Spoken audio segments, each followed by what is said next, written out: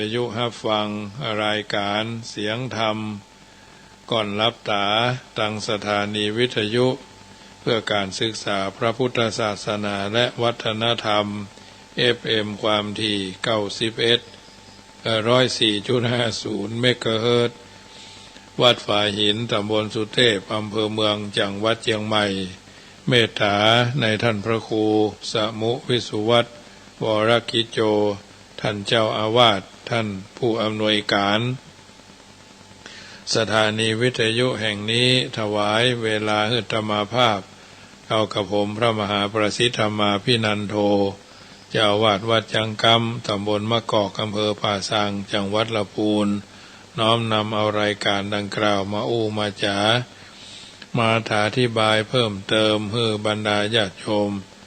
ที่รออยู่ทางบ้านฟังกันวันนี้ช้าน้อยเพราะว่าเปิดถ่ายทอดรายการในพระราชพิธีถวายความจงรักภักดีในส่วนแห่งวัน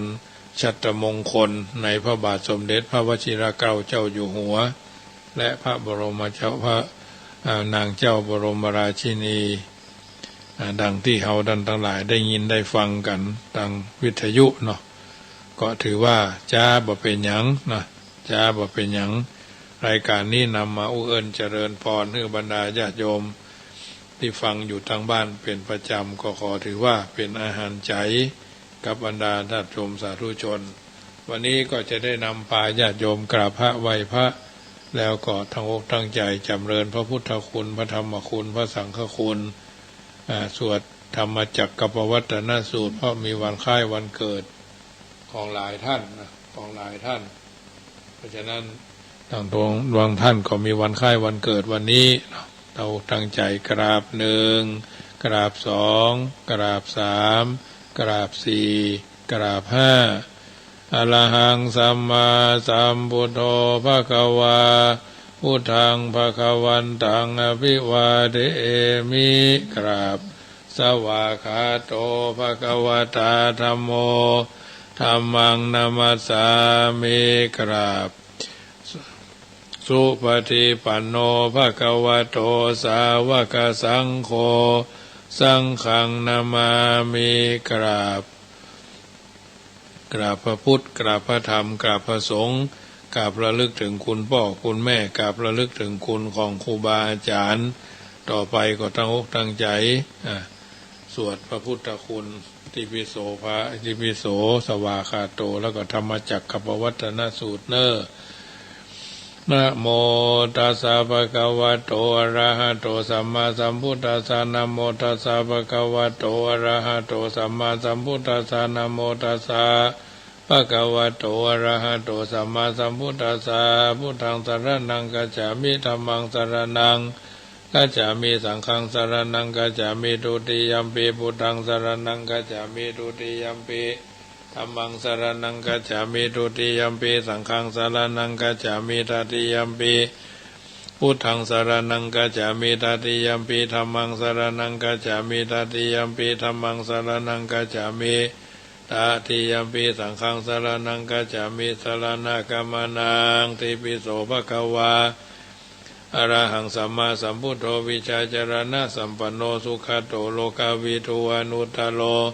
ปุริสธรรมสารติสัทธาเทวมนุสสานังพุทโธภควติสวากขาโตภควตาธัมโมสันทิฏฐิโกอากาลิโกเปหิปัสสิโกโอปนายิโกปัจจตังเวทิทัพโพวิญโยหิติสุปฏิปันโนภควโตสาวกสังโฆอุจุปฏิปันโนภควโตสาวกสังโฆยายะปฏิปันโนภควโตสาวกสังโฆสามิจิปฏิปันโนภควโตสาวกสังโฆยติทังจตาริปุริสายุคานิอัฏฐาปุริสาปุคลายสาภควโตสาวกสังโฆอาหุนยโยปาหุนยโยตคินยโยอัญจลิกาลานิโยอนุตตลังปุญญเขตังโลกัสสาติอนุตตรังอภิสัมโพธิงสัมพุจิตวาตถาคโตปัฏฐมังยังอเทเสสีธรรมจักขังอนุตตลัง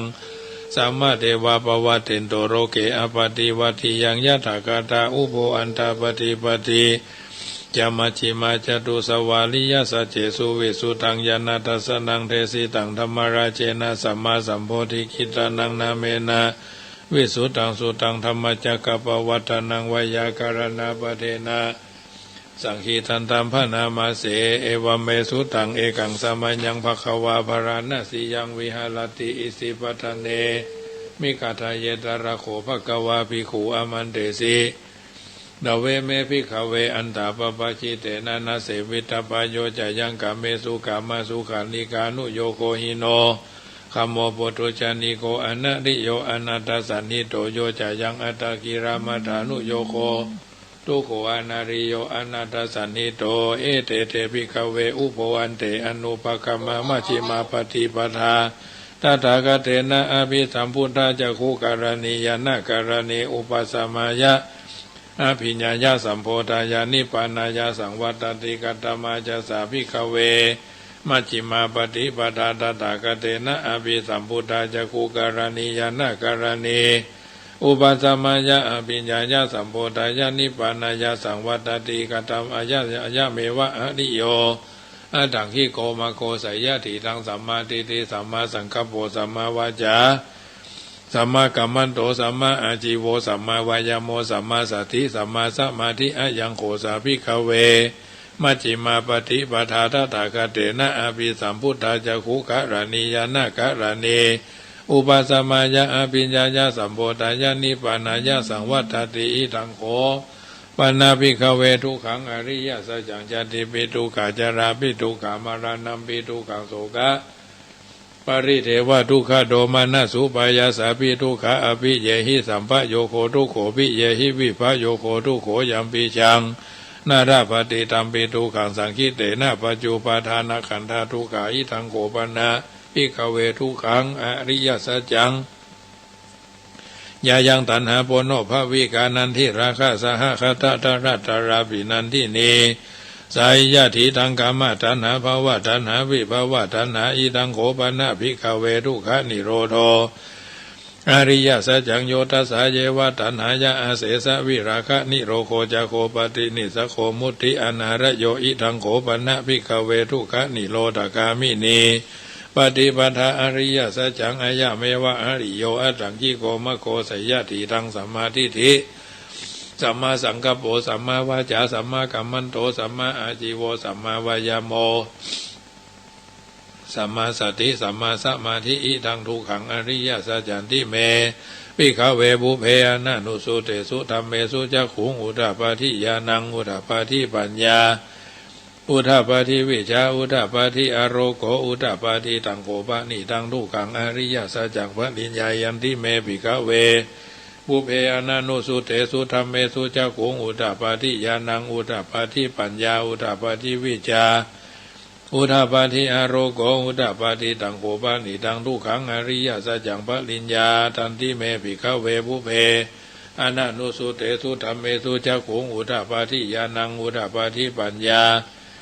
อุทาปาทิวิชาอุทาปาทิอโรโกอุทาปาทิตังทุกขสมุทัยโยอริยสัจจันติเมภิกขเวบุเพอนานุสุเตสุธัมเมสุจักขุงอุทาปาทิญาณังอุทาปาทิปัญญาอุทาปาทิวิชาอุทาปาทิอโรโกอุทาปาทิตังโคปะนิตังทุกขสมุทัยโยอริยสัจจังปะหัตถปันติเม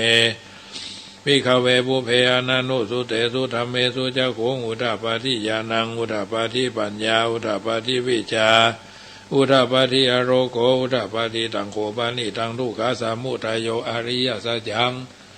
ปะหัตถปันติอริยสัจจังปะหินันติเมภิกขเวบุเพอนานุสุเตสุธัมเมสุจักขุงอุทาปาทิญาณังอุทาปาทิปัญญาอุทาปาทิวิชาอุทาปาทิอโรโกอุทาปาทิตังโคอีตังทุกขานิโรโธอริยสัจจันติเมอภิกขเวบุเพอนานุสุเตสุธัมเมสุจักขุงอุทาปาทิญาณังอุทาปาทิปัญญาอุทาปาทิวิชาอุทาปาทิอโรโกอุทาปาทิตังโกปะนิตังทุกขานิโรโธอริยสัจจังสัจจิกาตปันติเมภิกขเว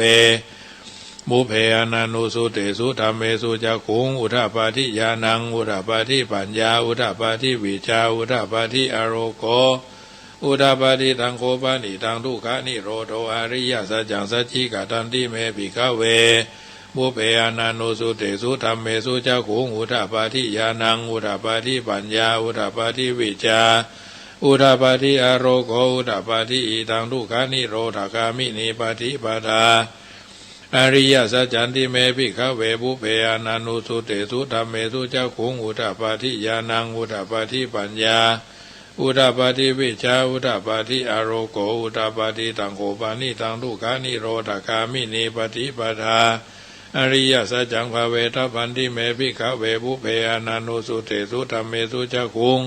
อุทาปาทิญาณังอุทาปาทิปัญญาอุทาปาทิวิชาอุทาปาทิอโรโก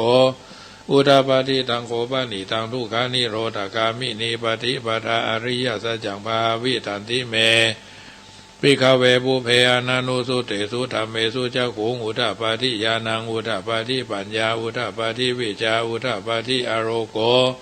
อุทาปาทิยาวะกิวันจะเมภิกขเวอิเมสุจตุสุอริยสัจเจสุเอวันติปริวัตังทวาตสาการังยะถาภูตังญาณทัสสนังนะสุวิสุทังอโหสิเนวตาวะหังภิกขเวสะเทวะเกโลเกสะมาลเกสัพพมะเกสัสสมานะพระมณิยาปัจจายะสะเทวะมนุสายะอนุตตรังสัมมาสัมโพธิงอภิสัมพุทโธปัญจัญญาสิงยะโตจะโขเมภิกขเวอิเมสุจตุสุอริยสัจเจสุเอวันติปริวัตังนวาดสากาลังยะถาภูตังญาณทัสสนังสุวิสุทังอโหสิอาถาหังภิกขเวสะเทวะเกโรเกสะมาระเกสะภามะเกสัสสมานะพระมณิยาปัจจายะสะเทวะมนุสายะอนุตตรังสัมมาสัมโพธิงอภิสัมพุทโธปัญจัญญาสิงญาณัญจปนะเมทัสสนังอุทาปาทิอากุปาเมวิมุตติอายามันติมาจตินาทิปุณภโวติอิทัมโวชะภะคะวะอัฏฐมนาปัญจวัคคียาภิกขุภะคะวะโตภาสิตังอภินันทุงอิมัสสมิญจะปนะวยาการณะสมิงปัญญมาเนอายะสมะโตโกนดัญญาสวิราชังวิทะมารังธรรมะเจ้าขุงอุทาปาทิยังกินจิสมุทัยธรรมังสัพพันตังนิโรธาธรรมันติภวติเตจะภะคะวะตาธรรมะเจ้าเขภูมาเดวาสัทธมนุสาเวสุงเอตัมภะคะวะตาภาราณสิยังอิสิปัฏฐเนมิคาทาเยอนุตตรังธรรมะเจ้ากังภวติตังอปฏิวัติยังสามเณนะวาพระมะเนนะวาเทเวนะวามาเลนะวาภมุนาวาเกนะชีวาโลกัสสมินติปุมมานังเดวานังสัตตังสุตวาจตุมหาราชิกาเดวาสัตตมนุสเวสุงจตุมหาราชิกานังเดวานังสัตตังสุตวาตาวติงสาเดวาสัตตมนุสเวสุงตาวติงสานังเดวานังสัตตังสุตวายามาเดวาสัทธมนุสเวสุงยามานังเดวานังสัตตังสุตวาทุสิตาเดวาสัทธมนุสเวสุงทุสิตานังเดวานังสัตตังสุตวานิมานะราติเดวาสัทธมนุสเวสุงนิมานาราตินังเดวานังสัตตังสุตวาภารนิเมตาวาสวัติเดวาสัทธมนุสเวสุงภารนิเมตาวาสวัตินังเดวานังสัตตังสุตวาภมะปาริสัจจาเดวาสัทธมนุสเวสุงภมะปาริสัจจานังเดวานังสัตตังสุตวาภมะพระโรหิตภมะปุโรหิตาเดวาสัทธมนุสเวสุง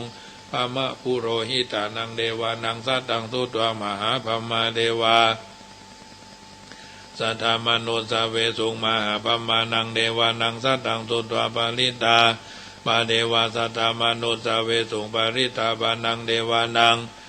สัตตังสุตวาอัปปมานาปาเดวาสัทธมนุสเวสุงอัปปมานาปานังเดวานังสัตตังสุตวาอภัสสาราเดวาสัทธมนุสเวสุงอภัสสารานังเดวานังสัตตังสุตวาปาริตาสุภาเดวาสัทธมนุสเวสุงปาริตาสุภานังเดวานังสัตตังสุตวาอัปปมานะสุภาเดวาสัทธมนุสเวสุงอัปปมานะสุภานังเดวานังสัตตังสุตวาสุภากินหากาเดวาสัทธมนุสเวสุงสุภากินหากานังเดวานังสัตตังสุตวาเวหัปปาราเดวาสัทธมนุสเวสุงเวหัปพระรานังเดวานังสัตตังสุตวาอวิหาเดวาสัทธมนุสเวสุงอวิหานังเดวานังสัตตังสุตวาอัตตปาเดวาสัทธมนุสเวสุงอัตตปานังเดวานัง สัตตังสุตวาสุทัสสะเดวาสัตตมนุสสะเวสุงสุทัสสะนังเดวานังสัตตังสุตวาสุทัสสีเดวาสัตตมนุสสะเวสุงสุทัสสีนังเดวานังสัตตังสุตวาอาคานิตากะเดวาสัตตมนุสสะเวสุงเอตัมภะกวาตาปาราณสิยังอิสิปัฏเนมิคาตาเยอนุตตรังธรรมจักกังภวติตังอปฏิวัติยังสามเณนะวาธรรมเนนะวาเทเวนะวามาเรนะวาปามุนาวาเกนะจิวาโลกัสสมินติอิติหะเตนะคะเนนะเตนะโมโหเตนะยาวะปะมะโลกัสสโตอภุคจิอายัญจทัสสะสหัสสีโลกธาตุสังกัมปิสัมภกัมปิสัมภเวทิอปะมโนจะโอลาโล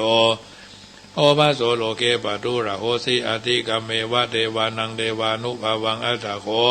ภะคะวาอุทานังอุทาเนสิอัญญาสิวัตถโพโกนัญโยอัญญาสิวัตถโพโกนัญโยทิอิทิหิตังอาญาสามาโตโกนัญญาสะอัญญาโกนัญโยทเววะนามังอโหสิทิธรรมจักกัปวัตนาสุตังนิทิตังธรรมจักโกนัญโยภัตติโยวะโพมหานาโมจะอาสาจิเอเตปัญจมหาเถระปัญจวัคคีติอุจเรติติเปโสภควาตานาปารามีสัมปันโนตานาอุปปารามีสัมปันโนตานาปารามัทธะ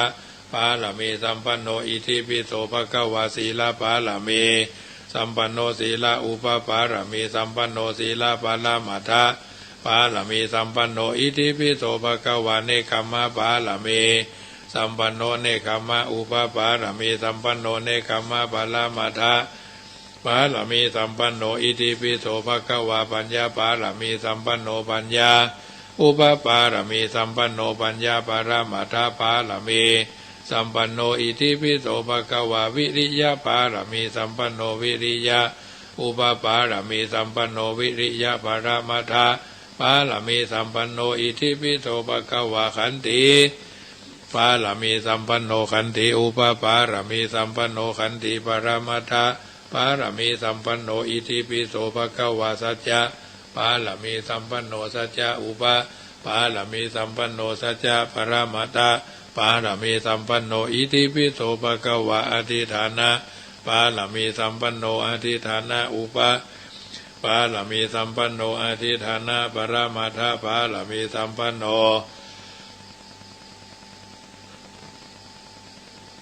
อิปิโสภควาเมตตาปาลามีสัมปันโนเมตตาอุปปาลามีสัมปันโนเมตตาปรามัทธะปาลามีสัมปันโนอิติปิโสภควาอุเบกขาปาลามีสัมปันโนอุเบกขาอุปปาลามีสัมปันโนอุเบกขาปรามัทธะ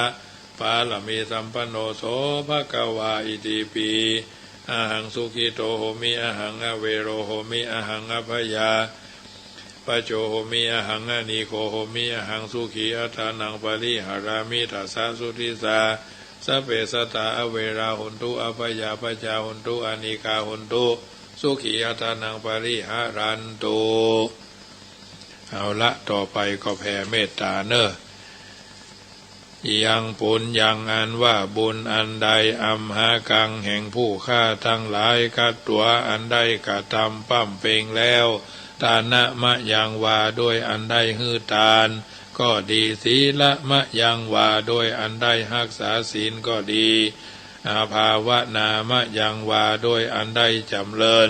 ภาวนาก็ดีนิพพานะปัจจโยโหตุโนนิจจัง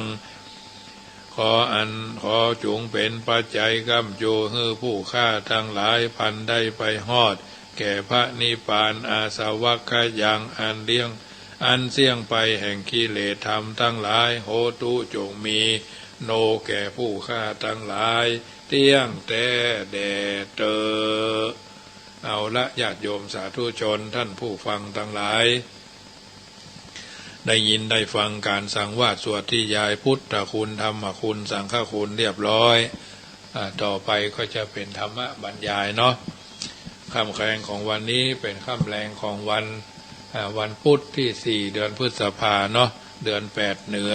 ออกหรือขึ้น4ค่ำก็จะอู้เรื่องของชีวิตนะ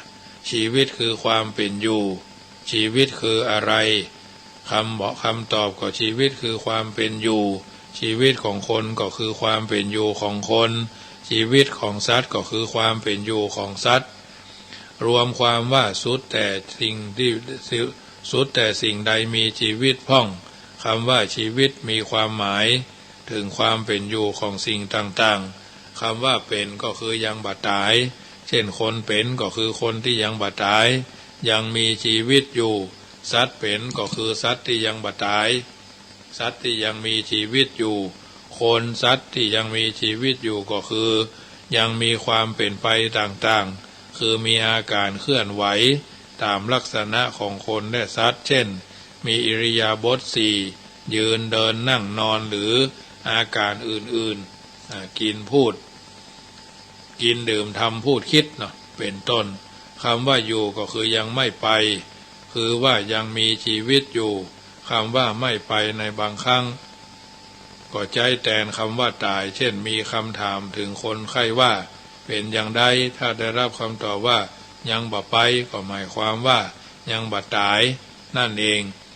แต่ถ้าได้รับคำตอบว่าไปแล้วก็หมายความว่าตายแล้วนั่นเองสิ่งมีชีวิตนอกจากคนและสัตว์ยังมียังมีอันยังพ้องธรรมาภาพบ่ทราบได้ละเอียดจึงขออู้เฉพาะเรื่องของคนเท่านั้นกรรมอู้หรืออู้เฉพาะเรื่องชีวิตของคนอย่างเดียวชีวิตประกอบด้วยส่วนสี่ก็คือรูปเวทนาสัญญาสังขารวิญญาณรวมเรียกว่าเบญจขันธ์รูปหมายถึงสิ่งที่พอหันด้วยตาเช่นมือเท้าหน้าเป็นต้นเวทนาหมายถึงความรู้สึกสุขทุกข์หรือเฉยๆนะสัญญาก็หมายถึงความทรงจำเช่นจำรูปได้ยินเสียงดมกลิ่นลิ้มรสสัมผัสถูกต้องอ่อนแข็งหยาบละเอียดเนาะสังขารหมายถึงสิ่งที่ทำให้เกิดความคิดที่ดีความคิดดีหรือคิดชั่ววิญญาณก็หมายถึงความรู้สึกที่เกิดจากตาหูดังลิ้นกายใจเนาะในที่นี้บางแห่งกล่าวว่าชีวิตเหมือนของที่ขอยืมเขามาใช้เสร็จกิจแล้วต้องส่งคืนเจ้าของหมายถึงตายจะถือกรรมสิทธิ์เป็นของเฮาบ่ได้แต่เพียงอาศัยใช้สอยเท่านั้นถ้าจะตั้งปัญหาว่ายืมมาจากไผก็ต้องตอบว่ายืมมาจากธาตุสี่คือธาตุน้ำธาตุดินธาตุน้ำธาตุลมธาตุไฟส่วนที่แข็งยืมมาจากดินส่วนที่เหลวเอิบอาบยืมเพิ่นมาจากน้ำส่วนที่ร้อนอบอุ่นก็ยืมมาจากไฟส่วนที่พัดไปพัดมาก็คือลมเนาะธรรมดาของที่ขอยืมเขามาใช้ถ้าใจดีก็มีกุลแก่ผู้ใจถ้าใจบ่ดีก็มีโทษแก่ผู้ใจเช่นยืมมีดเขามาใช้นึ่งเทียนนึ่งด้ามนึ่งเล่มเนาะถ้าเอาไปใช้ตัดไม้ขายได้เงินนั่นก็เป็นของผู้ใจจะขอเอาโทษส่งคืนของมีดด้วยจะเอาโทษส่งคืนเจ้าของมีดโดยเขาก็บ่รับเพราะเขาไม่ได้ขอยืมมาทำร้ายไผชีวิตก็เหมือนกันถ้าชีวิตนี้ถึงที่สุดก็ตายผลใดๆที่เกิดขึ้นทุกๆอย่างในระหว่างมีชีวิตอยู่นั่นเจ้าของชีวิตก็ต้องรับผลนั้นๆไว้ทั้งหมดทั้งดีทั้งชั่วทั้งสุขทั้งทุกข์ส่วนที่ชั่วก็คือทุกข์ที่เสื่อมจะมอบให้แก่ผู้อื่นไปบ่ได้ในบางแห่งก็สมมุติชีวิตซึ่งประกอบด้วยส่วนทั้งสี่ทั้งห้าก็คือเบญจขันธ์ว่าเป็นเมืองเรียกว่ากายนครเรื่องเมืองก็คือร่างกายสมมุติรูปคือร่างกายเป็นเมืองมีประมาณเป็นมาตรฐานว่ายาววาหนาคืบกว้างศอกมีประตูอยู่เก้าก็คือตาสองหูดังสองปากสองทวารหนักหนึ่งทวารเบาหนึ่งเนาะ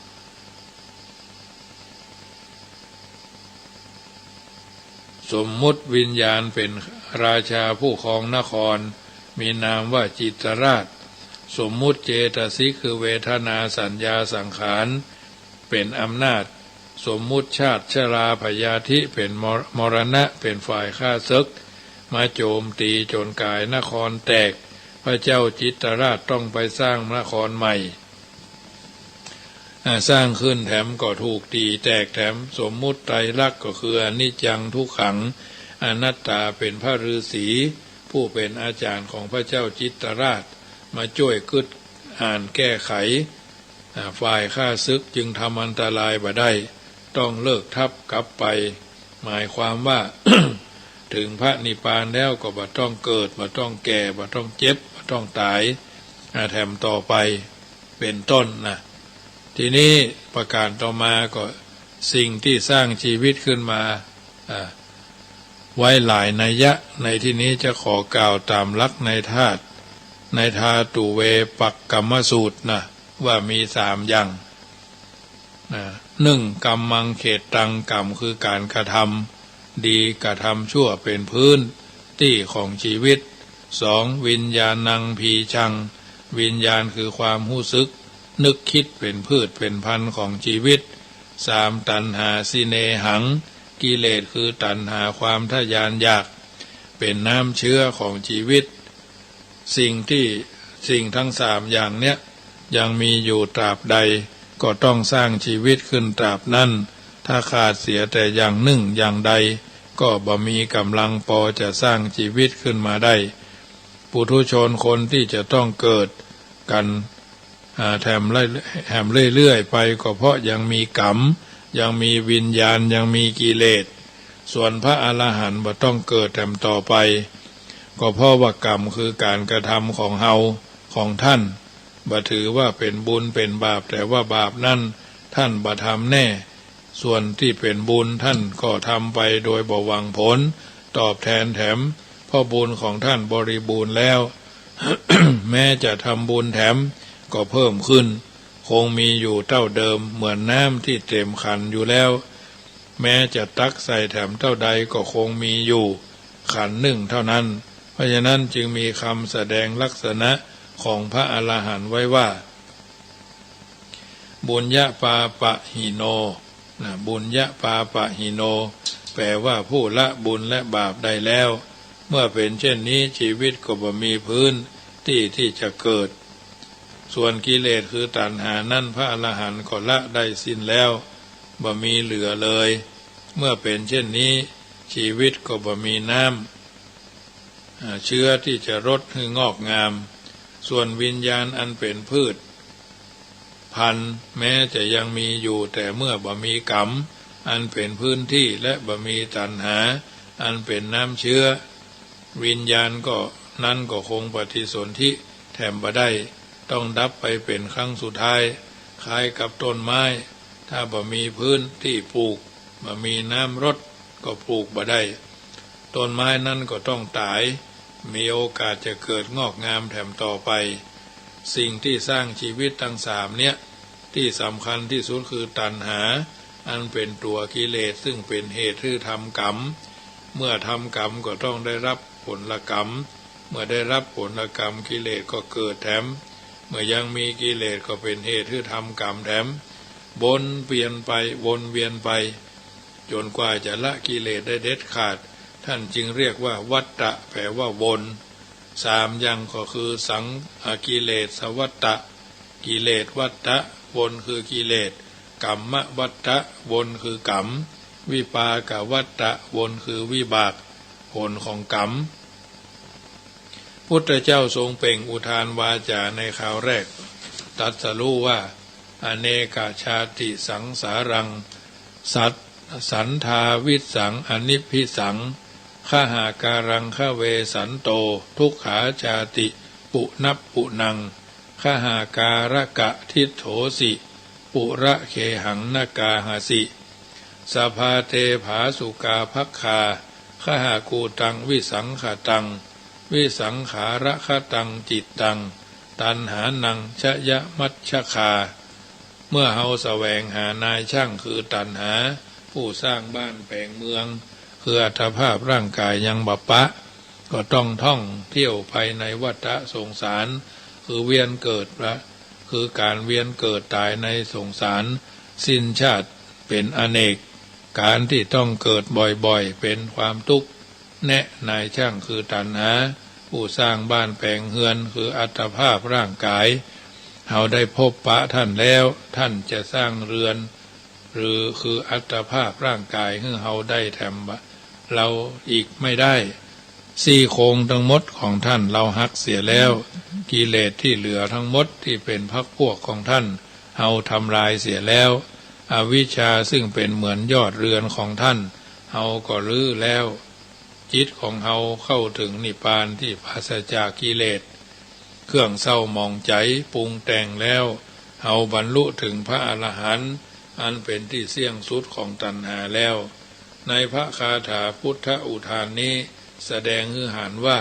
ตัณหาเป็นเหตุสำคัญในการสร้างชาติคือสร้างให้มีชีวิตขึ้นตัณหามีชื่อเรียกว่าสมุทัยแปลว่าเป็นที่เกิดของความทุกข์เมื่อชีวิตถูกสร้างขึ้นเพราะตัณหาชีวิตก็ต้องประสบทุกข์เรื่อยไปจนกว่ายักทำลายตัณหาอันเป็นมูลเหตุของความทุกข์เสียได้เพราะฉะนั้นผู้ที่มีตัณหามามากตัณหามากก็มีทุกข์มากผู้มีตัณหาน้อยก็ทุกข์น้อยผู้มีตัณหาเลยก็บ่มีทุกข์เลยพญาอินทร์มาทูลถามปัญหากับพระพุทธเจ้าว่าตัณหักขโยวะกัสสมาเศรษฐโกเหตุไฉนความสิ้นตัณหาจึงชื่อว่าประเสริฐพุทธเจ้าตรัสตอบว่าตัณหักขโยสัพพทุกขังชินาติความสิ้นตัณหาย่อมชนะทุกทั้งปวงจึงชื่อว่าประเสริฐดังนี้ญาติโยมสาธุชนท่านผู้ฟังทั้งหลายตมาภาพน้อมเอิญเจริญปอนเอาเรื่องของการของชีวิตนะมาอู้เอิญเจริญปอนบรรดาญาติโยมสาธุชนได้นำไปเป็นข้อพินิจพิจารณาปรับใจในการดำเนินชีวิตของเราท่านทั้งหลายวันพรุ่งนี้ก็จะอู้เรื่องธรรมดาชีวิตเป็นลำดับไปฉะนั้นเป็นบุญเป็นบารมีเป็นวาสนาที่เราท่านทั้งหลายได้ยินได้ฟังอัตถธรรมคำสอนจากรายการเสียงธรรมก่อนรับตาอยู่ทางบ้านได้ยินได้ฟังแล้วเป็นเจไดพ่องวันนี้ดินฟ้าอากาศหรือเป็นเจไดก็โทรศัพท์ทักทายกันเข้ามาได้เนอะ0615476539 0615476539อยู่ตังเชียงใหม่ในเมืองเชียงใหม่อากาศเป็นเจไดพ่องโทรศัพท์ทักทายกันเข้ามาได้ตังละปูนก็อากาศอบอ้าวเหมือนกันนะวันนี้นะแต่ก็ถือว่าเย็นอยู่เพราะว่ากลางต้งเนาะวัดจังคำอยู่กลางต้งบ่ฮ้อนเท่าใดนักแต่ก็พอบรรเทาเนาะค่ำคืนนี้จะมาภาพน้อมเอาเรื่องของชีวิตคือความเป็นอยู่ชีวิตคือความเป็นไปตามโอกาสและจังหวะเมื่อจังหวะเวลามาอู้เอิญเจริญปอนบรรดาญาติโยมที่อยู่ทางบ้านฟังกันเป็นอาหารใจเนาะทุกวันแต่ละวันแต่ละคืนก็พยายามจะเอาน้ำทำคำสอนเหล่านี้มาเป็นปฏิพรให้บรรดาญาติโยมได้ยินได้ฟังแล้วก็ขอให้เป็นอาหารใจกล่อมให้บรรดาญาติโยมที่อยู่ทางบ้านฟังกันเป็นนิทัศนะอุทาหรณ์สิ่งละอันพันละน้อยเป็นสิ่งที่เกิดขึ้นกับตัวกับตนบางเตื้อบางข้างการดำเนินชีวิตเราลำบากพ่องอดเปรี้ยวพ่องอดเกลี้ยวกินหวานอดสารได้ซ่าเพิ่นบอกว่าอดเอาเตอะพ่อแม่เคยสอนเจริญพรยายพรเจ้าชัดเจนดีน้อฮะฮ้อนกะอ้าวเป็นกำลังใจเนอะเจ้าเจริญพรฮะเจ้าฟังไปเรื่อยๆเนอะเจ้าโมทนาแม่เนอะเจ้าเจริญพรเนอะอดเอาเถอะพ่อแม่เคยสอนจักกินจักนอนกึดก่อนเนื้อล่าอันไหนลำบากทุกข์ยากเมื่อล่าอย่าโลภเอาลู่ลัก มีน้อยกินน้อยมีนักกินนักตามอัตภาพเฮามีลูกคนยากไร้สมบัติบ่มีขอฮื้อมีดีเป็นสีฮื้อเป็นสีห่อหุ้มอันคำเหยียดหยามจ้างทำฮื้อกุ้มอย่าหุ่มเอามาคบคิดมีตึงสัตถลูมีตึงหมู่มิตรแปลงจิตฮื้อมั่นอย่าเอียงเดือนนี้วันนี้ยังมีเดือนเกียงแปลงตัวพอเพียงบ่เอียงหลิ่งจ้วยเมื่อใจซื่อตรงประสงค์ฮอดฮอดป้ายอย่าฮื้อเสียลายนักรบลำดับเหตุการณ์อันมากระทบเลือกที่ถูกต้องดีงามกำลมกำแรงเขาอู้เหยียดหยามอย่าไปวู่วามกระทำตอบโต้พี่น้องแม่กาพะเยาเนาะเจ้าก็ไม่ตาเจ้ามาได้ยินเสียงหลายวันได้เจ้าแม่แกตึงปังตึงวันนะเจ้าแต่เจ้าเนี้ยแกเจ้านี่ตอนเจ้าแม่ตอนไม่ปังก็กตอนกลางวันเราฟังได้อยู่กะตอนบ่ายไม่ปังอยู่เจ้าตอนนั้นบ่าย2 ถึงบ่าย 3นะเจ้าไม่ปังอยู่เป็นแรงนี่ก็มาตามฟังก็เจ้าไม่เป็นกำลังใจนี่จึงว่านะเจ้าโมทนาแม่เนอเจ้าลำดับเหตุการณ์อันมากระทบเลือกที่ถูกต้องดีงามกำลมกำแรงเขาอู้เหยียดหยามอย่าไปวู่วามกระทำตอบโต้ถ้าหากเป็นมือเฮาถือนิ้วโค้พร้อมจะยกโชว์อวดเตะแม่ครูเหรียญทองชัดเจนดีนะเจ้าหมอติดบ่มีลมบ่มีฝนละพูนเย็นโซ่วะเนี่ยเป็นมาได้เพลงของเจ้าตั้งหลังนี่เย็นโว่นี่หิมะต่างเนี่ยเจ้าโมทนาเด้อเจ้าคนบอกว่าพร้อมจักยกโชว์อวดเตะอันกรรมนินทาอู้จ๋าเละเทะอย่าเอาใส่ใจฮื้อมันเลยก้อยนั่งพินิจคิดแบบวางเฉย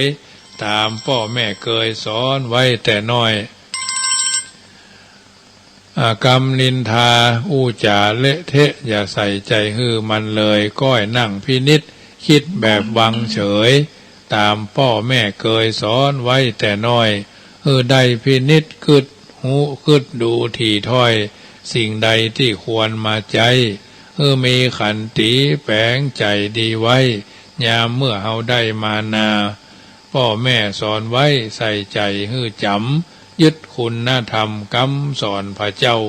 กำสอนพระเจ้าอันนี้เป็นคำกรสอนใจที่ท่านผู้รู้กล่าวเอาไว้ก็ก้อนใกล้เอามาสาธกยกญาติโยมฟังงามน้ำใจถึงบ่สวยหล่อก็ดูโสภีงามความดีอยู่เป็น100 ปีก็ยังโสภางามศีลงามธรรมแม้เทพอยู่บนฟ้าก็ยังอิจฉางามวาจาจะเอ่ยกี่คราก็หามีภัยนะมองดูใจของตัวทำให้ใจสงบเจริญพรพี่น้องร้องต้นขามชัดเจนดีเนาะชัดเจนดีเจ้าวันนั้นมันดับไปแบตมันหมดยาแบตหมดเนาะจะเป็นกำลังใจให้มันกันเนอเป็นกำลังใจท่านเจ้าเจริญพรพี่น้องบ้านล่องต้นขามเนาะดอยสะเก็ดสันกำแพงบ่อสร้างเนาะบริเวณใกล้ๆกันก็เป็นกัลยาณมิตรเป็นกัลยาณจิตเสมอเนอะทุกทนทุกท่านอยู่ใกล้อยู่ไกลเนาะก็ถือว่าอยู่ในฟ้าเดียวกันอันเปิ้นได้ดีหากมีเงินใจอดใจตัวไว้จะได้อิจฉามันจ้างหิและแสวงหาให้ไว้ให้ห้อมไว้นาให้หอมไว้นาจักป่ารวยได้ถ้ายังขืนตัวบำรุงต้องใส่ใจจ่ายเกินไปบอกกึดหันยังหอมใส่กึดซื้อไปตะพึดบอกอึด บ่อึดรู้หัวตัวมีได้ใจได้มาชั่วจ่ายมดถึงบ่อพดผีย่องดีกินดีมีค่าทางเสี่ยงถ้าหู้จักตนอดทนเลี่ยงหลีกเลี่ยงเป็นคนพอเพียงมัธยัติเงินทองจ้างขินจ้างใจแม่นตัดประหยัดไว้ได้ถึงมีกึดถึงยามตุกเงินทองบ่มีใจตึงบ่ดีตุกอยากกันเงินทองนั้นหนอมันบ่มีควันใจจ่ายถึงวันก็หมดต้องย้อนกึดถึงวันที่เฮาอดได้มาเป็นหนี้ยืมเงินหู้จักจ่ายใจได้อย่าได้เกินอย่าหลงจ่ายเพลินเกินตัวเนื้อเจ้าเกินตัวเนื้อเจ้าญาติโยมสาธุชนท่านผู้ฟังทั้งหลายรายการธรรมะหรือรายการเสียงธรรมก่อนรับตาประจำเมื่อค่ำย่ำคืนของวันพุธนี้อัตมาภาพพระมหาประสิทธิ์ธรรมาภินันโทก่อนไกด์สาธุยกเอาอัตถธรรมคำสอนมาเป็นปฏิพรให้บรรดาญาติโยมสาธุชนที่อยู่ทางบ้านฟังกันไปเป็นอาหารใจทุกวันเตื้อเล็กเตื้อน้อยเตื้อนิดเตื้อน้อยขอเป็นบุญกุศลเนอะดังบัณฑิตชนคนผู้รู้ท่านกล่าวว่าบุญกุศลผลบุญบ่ได้ลบลี้จักห่มปกเก้าทุกคนเป็นเกินกายฟ้ามหากุศลเป็นสะเภายนต์ขี่ข้ามน้ำกว้างบุญกินบุญตาลที่เฮาได้สร้างเป็นตุงนำตางจ้องจักบ่ฮื้อตกจมแดนอัตตคัดที่พระพุทธเจ้าบ่ไปจะเป็นเข้าติบน้ำติบปัจจัยติดตัวเฮาไปชาตินี้ชาติหน้าเป็นหอวิมานรอเฮาอยู่ท่าตามกำผาธนากึดไว้ป่าตัวหลวงจ้างตายน้ำตื้น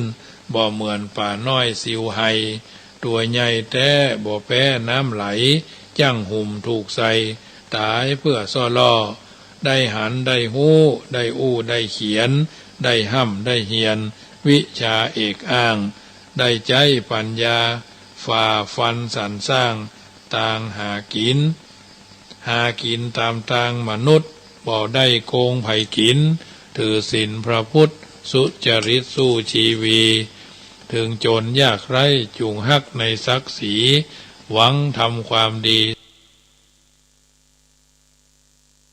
สืบไว้ภายหน้าการเรื่อง